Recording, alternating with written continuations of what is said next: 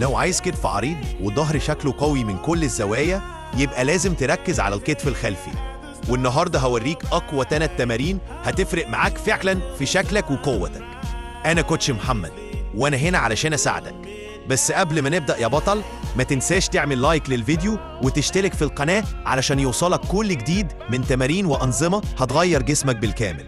فيس بولز بالحبل على الكيبل، 4 مجاميع في 15 عدة، بيركز على الكتف الخلفي وبيفتح العضلة بشكل ممتاز.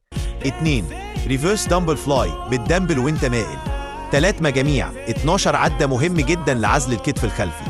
3 رير دلت ماشين فلاي على جهاز الفلاي الخلفي، 3 مجاميع 12 عدة، هيساعدك تبني كتف خلفي ممتلئ ومتناسق.